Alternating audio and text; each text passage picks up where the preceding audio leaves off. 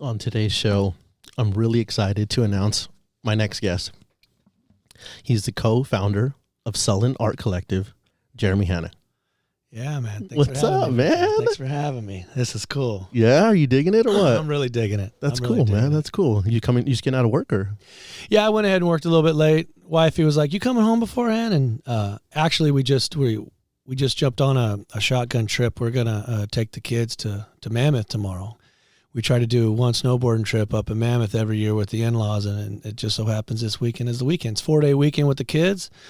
So yeah, I'll work a half day tomorrow, so I didn't mind getting some extra work in tonight.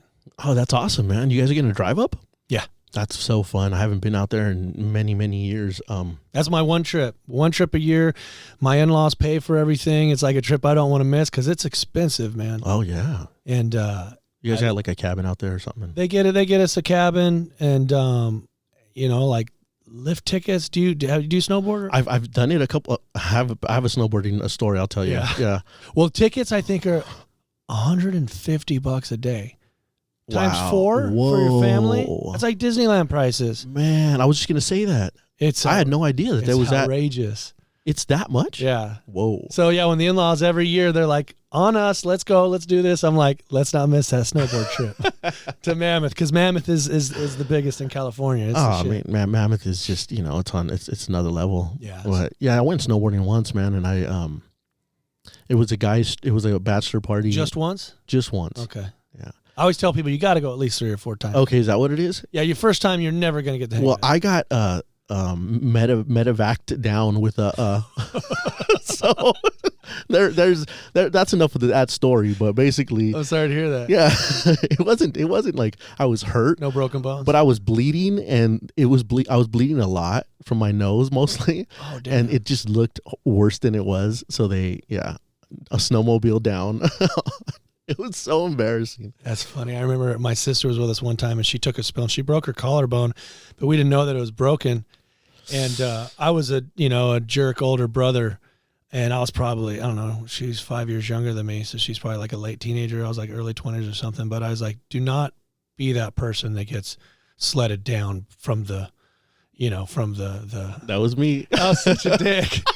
I'm like, please don't be that person that gets sledded down by the help or whatever. It's so funny, man. Oh, man. That's so funny, That man. is. Hey, man. So, I wanted to ask you, how was the Gold Coast tattoo convention? Golden State. Golden State. Shit. Yeah, Golden State. It's good. There's not a ton of great shows here in our backyard. So, and not only that, but we don't travel to. I do a lot of conventions, but we usually have one of our retailers or our distributors posting up selling it. Like I've been lucky enough to be traveling a lot doing conventions. They've been starting to ask me to judge a lot of the tattoo competitions, which I love doing. But for us to actually do it ourselves, post up, sell the merch, the only 2 that we have now is like Golden State and Pasadena, Muse Inc. and Costa Mesa, which you and I always see each other at. I love that one. And I love both of those, though. yeah, but and then like I do the Bay Area in San Francisco. We might do one in Vegas. Anything that's driving distance. But we're picky and selective on the shows that we do. So we always That's good, man. I mean, you guys have been doing it so long. It's yeah. So we got to take advantage of Golden State. It was great. We had 8 tattooers in the booth, a bunch of heavy hitters. We always strategically time our spring product, the first window to drop that weekend, so everyone's seeing new stuff. They always ask us to host the Miss Golden State Sullen Angel Model Contest. Last year, we did live podcasting all weekend long. yeah, I was heard a lot that. of fun. I heard that. you? I did listen to that one. That was cool. I thought that was really cool. It's so neat when you can listen to a podcast that's kind of done live at an event. You could hear the MC the entire time, which was fine, but when you listen to it back, like I hear him in the background the whole time. But I was very happy that I was able to get Norm up there before Norm passed away. So now looking back to see him and Sleeps and Wedo, all of them vibing, I was really glad that we were all able to capture that moment. Yeah, man. Rest in peace, Norm, man. I mean, I was just flipping through his Instagram today, thinking about that, and Triggs, Yeah. and Rick, Two Rick, good dudes. Rick Walters, and Yeah. man, Negrete, Yeah. It's just it's incredible. It's incredible the loss. Recent loss. And so everyone much. you named just now, I'm so happy to say I got a tattoo from all of them. Really? Yeah, which is a trip to look at tattoos and think, oh, these guys aren't around anymore. Every single one of them. Yeah, man. Yeah, I got one. I got Boo Boo and Freddy Negrete's very first collaboration tattoo that they ever did together, which I was super surprised on that. What is it? It's a dove and a rose, like a dove flying above a rose, and Freddie did the dove, and Boo Boo did the rose. They did it for me in Pittsburgh, and two dear friends of mine. But I just remember, I forget how I got brought up. I don't know if I asked. I might have asked, like, hey, how many collaborations have you done? And they both looked at each other like, I think this is our first. I'm like, no way, I got your first collaboration tattoo? What a trip. They've been tattooing together for Boo Boo's been tattooing since he was 15, so that means they've been tattooing together for 20 years. Wow.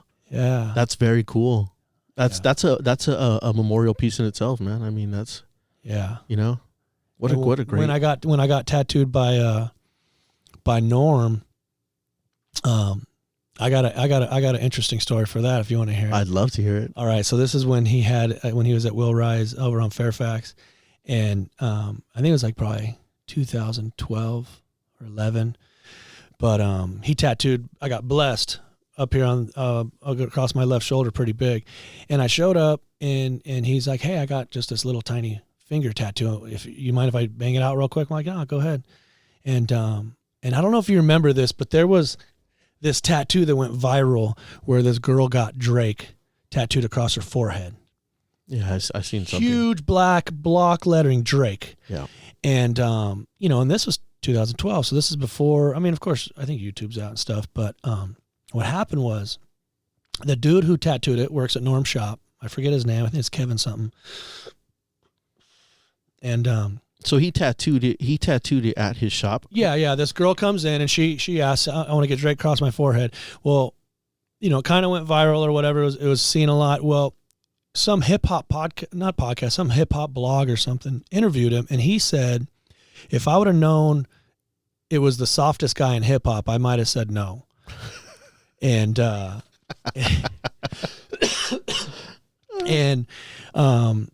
and he's like, this girl comes in asking for Drake. I didn't know it was her set or this or that. He's like, I didn't really ask. I didn't care. But if I'd have known it was the softest guy in hip-hop, I might have said no. Well, some back and forth happened where I don't know if it was Drake or some of his people, but there was a little bit of chirping going on back and forth between the two parties. So I'm sitting there waiting to get tattooed.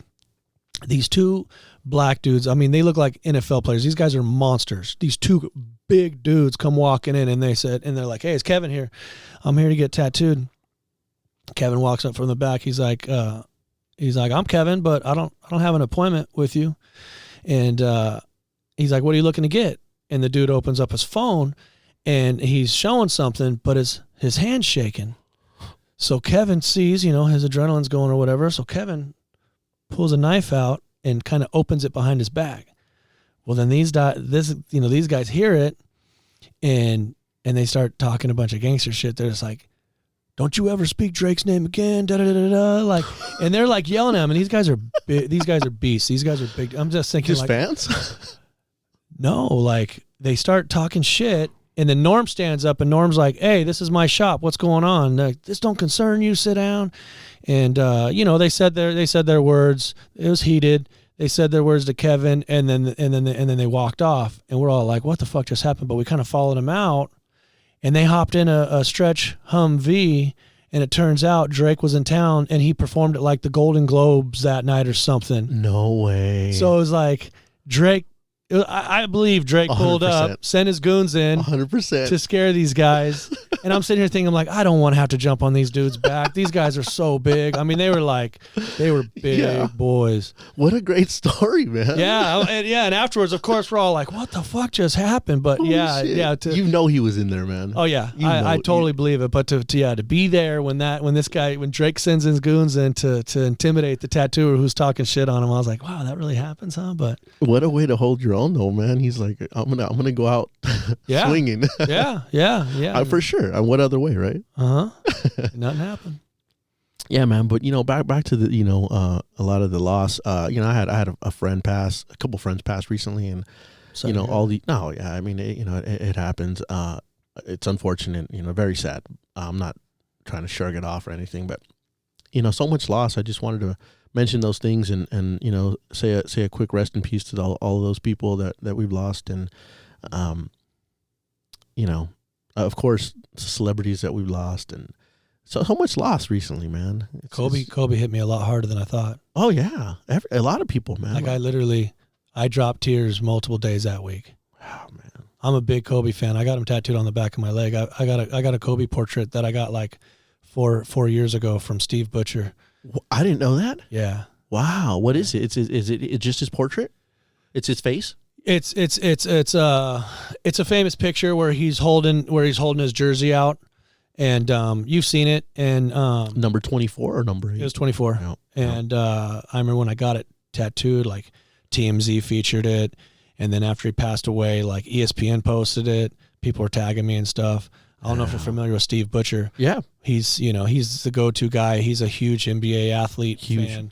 And now he's starting to get a lot of athletes coming to him, but he's the go-to guy, especially he loves tattooing Kobe. Kobe's his number one as well. So I remember Sunday morning was during Golden State, and I had a cold, so I kind of woke up and went back to sleep, take a little nap, and I woke up to my phone just blowing up, and I'm like, no way. It was a rough day. It was, and even my wife too, like.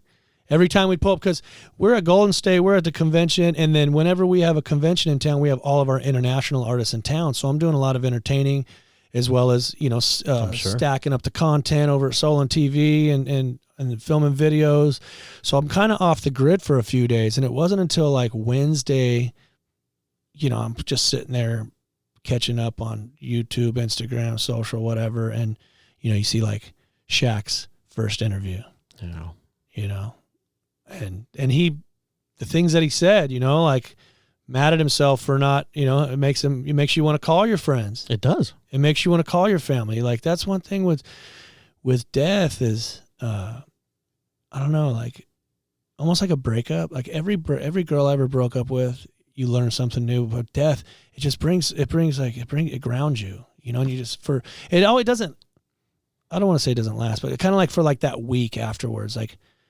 There's so many things that you thought were important just are not important. It's true. Week. It's true. Do you agree? 100%. Yeah, 100%. And it does go away. That feeling goes away, and it's unfortunate. You forget about it. Yeah. I think that's an important lesson though, is to try and, I guess for me is to try and think about that, even though there is no death involved. I have to be more conscious of being thankful. I'm sorry to hear you lost some friends recently. Yeah, he was a childhood friend, man. His name was Philip Alvarez. Rest in peace. We were very close as kids. Not so much, as adults, but just knowing that someone, that I was that close to is no longer around, and he was 30 young, 30s. Yeah, late 30s. I think I definitely got you beat by some years, but as we're getting older, it's starting to happen more and more. Like I'm starting to. Because I've never experienced a lot of close death. Like I have both my parents. I've lost 3 out of 4 of my grandparents, stuff like that. But now that I'm getting older, it's a trip. People are starting to fall off. Yeah, and it's just I understand death. And I don't fear death, but I know it's part of life. It's just when it's so unexpected, like Kobe, like my buddy. It's unexpected to me. Just somebody so young, these young people. But I've said like our mutual friend, that the way we met. Yeah, I was gonna bring. I wanted to talk about Sean. And that's how Jeremy and I met. We had a mutual friend, Sean, that I knew when I was younger, and he lived in the same house that I lived in, with my ex. And her brother Jeremy, and Jeremy Cole, and yeah, man. He was your business partner, right? He was. So your ex, you and your ex lived with Jeremy and his wife? No, so we all lived in the same house. At different points, but we were, so Jeremy and Kara, so my ex, they lived with their parents, and then I moved in briefly, and Sean lived there briefly, and it was just so many people actually lived there briefly. So that's how I knew Sean was through them, and a lot of those guys, it was Jeremy's friend. Jeremy, I met Sean through Jeremy. Yeah. Jeremy's one that called us and told us when he passed away. Yeah, Jeremy, man. I haven't seen Jeremy in a long time, but he was always a great guy, man. Always a stand-up dude. Yeah, he was our computer tech for years. Yeah. Oh, he's not anymore? No. Yeah. No, he started getting busy. Yeah, man. He's good at what he does, and he's a good dude, man. I used to work on his truck. I did a little bit of auto body work, and he had a lifted truck, a Bronco or Blazer back in the day. I used to do some work do some work on it when I lived there. But yeah, man. How did you meet Sean, and how did you guys kind of? That's funny that you asked, because the guy who introduced Sean and I passed away as well. He died of a heart attack. So I when we first started Sullen, there was three of us, and it was me, myself, Ryan, and another high school friend, and then we had this guy who was a longshoreman like my father, and he found out about us through my father. He was always proud of his son, always talking about it, wearing the shirt, stuff like that down on the docks, and this guy wanted to meet me, and he started coming in. He was wanting to get involved. He's like, man, I got these opportunities in Russia, and I want to sell your product in Russia. And then we're kind of like, yeah, and then he'd come back again. He's like, he was always buying shirts, and he was always coming in and wanting to get involved somehow, but I could tell he didn't know how he wanted to get involved. He just wanted to be a part of it. And finally one day I was like, man, you want to help us? We need an investor, because at the time my partner Ryan was tattooing full time, and we needed him on board with us full time as creative director for the brand to thrive. And he's like, I think I might have somebody. Well, he knew Sean. So he brought Sean down. He's like, I think I may have somebody for you. And he introduced us to Sean Spearman. And Sean came in, and, he had a ton of ink, blasted. And we started having some meetings and filling him out and talking to him. And we realized that, like, he was a grinder, man. He was a very successful man. He was smart, but at the same time, he had street knowledge and spoke our language, and loved getting tattooed by good tattooers. It eventually worked out where he was able to put X amount of dollars in to where it paid Ryan full time to quit tattooing, come on board full time. And then he became just such a huge mentor of ours. I mean, he was like our number one mentor. Like, he taught us so much. And even though we had the passion and we had the art, we didn't have a lot of the business knowledge, just, cash flow and overhead and margins and all these things. And he taught us so much. And every time he showed up, he was driving a different sports car. Very successful man. He was a market maker, but he also invested in a lot of different businesses. And he was a fast talker, not a fast talker, but he had charisma, He did have charisma. I just remember, there's certain things you learn. Here's one small thing that I catch myself doing a lot, and I kind of got it from him. When you're busy and you're juggling, sometimes you skip the small talk. So Sean would call me, and instead of being like, "Hey Jeremy, how you doing?" I would say, "Hey, what's up, Sean? Hey, check it out." And he would just get right into it. There was you cut the small talk, and I realized I do that now. I'll call somebody, say I call one of my photographers, hello, hey man, I need da-da-da, and I just get right into it, and they'll be like, oh, good morning to you too. Right. And I'm like, I'm sorry, I'm sorry I didn't say good morning. How are you doing? And I'm in business mode. Let's do this. Exactly. Yeah. And I don't ever want to come off like a dick and be, but sometimes when you're in that mode, it's also kind of fun. It's like you're just checking things off your list. Definitely get shit done. Next. Yeah. Yeah.